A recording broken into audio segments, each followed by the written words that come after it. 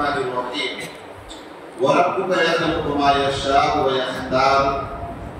ما كان لهم الخيار سبحان الله وتعالى عما يشركون وربك يعلم ما تكن صدورهم وما يعلنون وهو الله لا إله إلا هو له الحمد في الأولى والآخرة وله الحكم وإليه ترجعون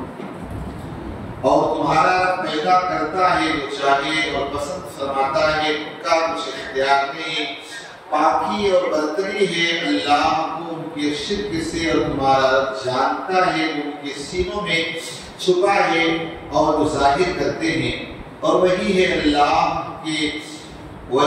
اللہ کی کوئی خدا نہیں اس کے سوا اس کی تعریف ہے دنیا میں اور آخرت میں اور اس کا حکم اسی کا حکم ہے اور اسی کی طرف سے جاؤ گے اللہ رب العزت جسے چاہے جو چاہے عطا اللہ تعالیٰ کسی کو مال دیتا ہے کسی کو غریبی دیتا ہے کسی کو حسن دیتا ہے آپ دیکھ رہے ہوں گے اللہ جسے چاہتا وہی دیتا جس کو جو چاہتا ہے ہمیں حسد اور جلد کر کے کوئی مقصد نہیں اللہ تعالیٰ چاہے تو کسی کے بچے کو ڈاکٹر بنا دے اور ہمارا بچہ گلی کا چپراسی بھی نہ بنے تو یہ اللہ کا فضل ہے جسے اللہ تعالیٰ چاہے اسے دے سکتا جس کو چاہے اور جو چاہے اب انسان سے کوشش کر سکتا ہے باقی اللہ رب العزت جس سے خوش ہوتا ہے اسے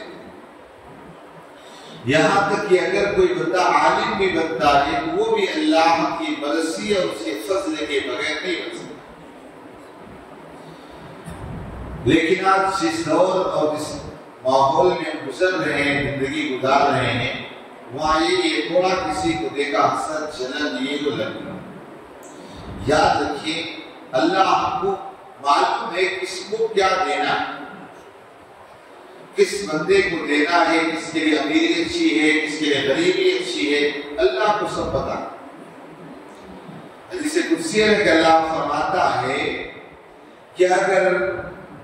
کسی بندے کے لیے مال بہتر ہے تو میں نے اسے مال دے دیا اور کسی کے لیے غریبی بہتر ہے تو میں نے اس کو غریب کیا تو مال اگر کسی کے پاس ہے تو یہ نہ سمجھے کہ اللہ اس سے بڑا خوش ہے کچھ لوگوں کا یہ مینٹلی معاملہ ہوتا ہے یا اللہ کا کتنا فضل ہے مال آ جائے دولت آ جائے اولادیں ہوں یہ تو سوچ اللہ کا بڑا فضل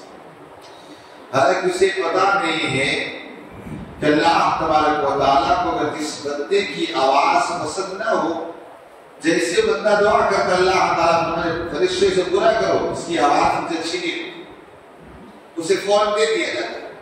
اور اگر کوئی بندہ مانگتا ہے اس کا مانگنا رب کو پسند ہو اللہ فرماتا فرشتوں کو یہ مانگ رہا ہے مجھے اچھا اس میرے بندے کا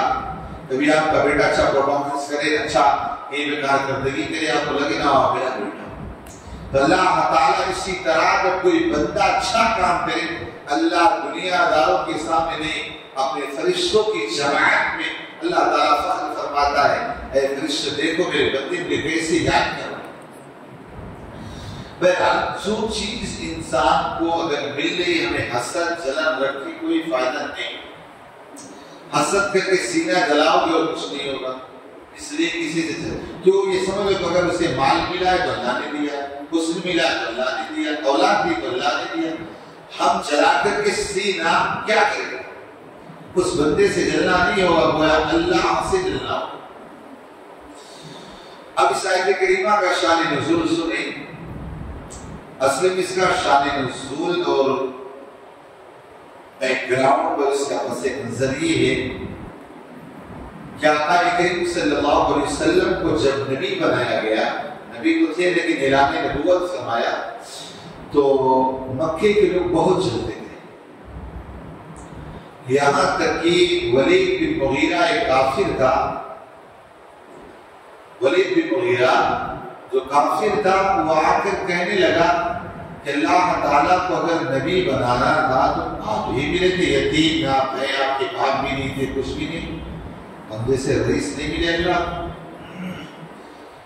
عروہ بن مسعود بن ثقفی نے ملے، بڑے بڑے لوگ یہ تھے، بڑے بڑے چودھری، بڑے بڑے لوگ، ان کو اللہ نے نبی نہیں بنا، تمہیں ملے۔ یعنی اللہ نے آقا علیہ السلام کو نبوت عطا کی، عرب کے کافر چل لے، وہ اسی طرح سارے نبیوں کے بارے میں اسی طرح ہی جلدی آئے کافر لوگ، کہنے لگے آپ اگر نبی ہیں تو آپ یہ کرو، اگر نبی ہیں تو ہم جیسے مالدار اللہ کو نہیں نظر آتا، اللہ تعالیٰ بھی نہیں آتا، ماشاء اللہ، یعنی طرح طرح کی باتیں کرنا۔ تو اللہ تبارک و تعالیٰ نے آیت کریمہ نازل کی اور فرمایا محبوب کہہ دو یہ اللہ کی مرضی ہے، جسے چاہے جس کے لیے چن لے۔ اگر آپ نماز پڑھنے آئے ہیں تو اللہ نے آپ کو اس کام کے لیے چن لیا، اگر میں امامت کر رہا ہوں میرا کوئی کمال نہیں، اللہ نے چنا ہے، اللہ نے رکھا ہے، اس کا فضل، اس کا احسان۔ تو اللہ تبارک و تعالیٰ کا فضل ہے، اللہ فرماتا ہے وہ بتا دینے یہ چل کے کوئی فائدہ نہیں ہے، میں جسے چاہتا ہوں جو چاہتا ہوں دیتا ہوں۔ اور فرمایا اللہ تبارک و تعالیٰ کو انصاف ہے تمہارے شرک سے، اللہ تعالیٰ بالکل پاک اور بے نیاز، اللہ کے ساتھ کوئی شریک نہیں۔ اور چونکہ ظاہر سی بات ہے وہ عرب کے کافر آ کے حضور کے پاس بڑی محبت سے بات کرتے، لیکن دل میں چھپائے ہوتے، آج بھی بات کرتے ہیں نا، آج بھی بات کرتے، لیکن آج ہمارے دل کے اندر اتنی بیماریاں ہیں کہ اللہ نے، ویسے بھی جسمانی بیماریاں تو ڈائبٹیز ہے، بی پی ہے، تو کولیسٹرول ہے، تو یہ ہے، تو فلانے ہیں، تو جسمانی بیماریاں تو نہ جانے کتنی ڈھیروں ہیں، یہ ہمارے دل کی بھی بیماریاں بہت ہی، حسد ہے، جلن ہے، جھوٹ، دغا، خیانت، یہ سب ہمارے دل کی بیماریاں ہیں۔ اتنے سارے لوگ بیٹھے ہیں، ذرا آپ سوچیں ذرا کتنے لوگوں کا دل ملا ہوا۔ پہلے صحابہ کرام کا دل اتنا ملا تھا کہ کانٹا لگتے کہ دوڑے دوڑے چلے جائے۔ ایک جنگ کے موقع پر ایسا ہوا، بہت سارے لوگ زخمی پڑے تھے، پانی چلا رہے تھے، ایک بندہ لا کے پانی پی دیا، وہ صحابی نے کہا مجھ سے زیادہ میرا پیٹ بغل والا بھائی ہو پیاسا اس کو، اور ہمیں مل رہا ہے۔ ویسے بھی ہمارے پاس دو ہی کام رہ گئے، کھانا اور نکالنا، فکر رہتی ہے کیا کھائیں گے، اور فکر یہ رہتی ہے بہت سارے لوگوں کو کون سا چورت، کون سا ہاضمہ چورت، کون سا یہ، بس یہ فکر رہتی ہے، کھاؤ نکالو، اس کے علاوہ کوئی فکر ہی نہیں رہی۔ بہرحال اب آپ دیکھیے وہ اتنا زیادہ حسد، جلن آج ہمارے دلوں کے اندر رہے گی، مگر اتنے سارے لوگ بیٹھے ہوئے باہر گرے نا، باہر پوچھے کوئی معاملہ ہو جائے، کوئی گر جائے، کوئی حادثہ ہو جائے، بہت کم لوگ بس سب اپنے راستے نکلے، کسی کے یہاں کوئی تکلیف ہوگی۔ وہ صحابی میدان جنگ میں زخمی ہے، بازو والے اس کو جو پانی ملا تھا میرے سے زیادہ میرے بھائی کو ضرور اس کو پانی، اس کو دیکھا میرے بازو والے، اس کو میرے بازو، اس کو یہاں تک کہ پانی جہاں سے وہ لے کے چلا تھا بندہ نا، وہاں سے پورا گھوم گیا، اسی کے پاس ہے، اسی نے پانی سمجھے نا۔ اور آج اگر ہم پانی لے کے ہی جائیں نا، ارے بھی نہیں بات بڑا میرا، آج ہمارا مزاج یہ بن گیا۔ تو ہمارا معاملہ ہے کہ آج دلوں کی بھی پتہ نہیں کتنی بیماریاں، آج ہم اپنے بھائی کو سلام کرتے ہیں لیکن دل کے اندر قدورت، نفرتیں بھری ہوتی۔ تو اللہ فرماتا ہے وَرَبُّكَ يَعْلَمُ مَا تُكِنُّ مَا فِي صُدُورِهِمْ وَمَا يُعْلِنُونَ، کا دل میں جو رکھی ہو اللہ کو پتہ ہے، اللہ سے جانتا ہے۔ اور جو اعلان کرتے ہو، ظاہر کرتے کبھی ہوتا ہے ہمارے دل میں کچھ اور ہوتا ہے، ظاہر کچھ اور کرتے ہیں، تو کہا اللہ تعالیٰ سب کچھ جانتا ہے۔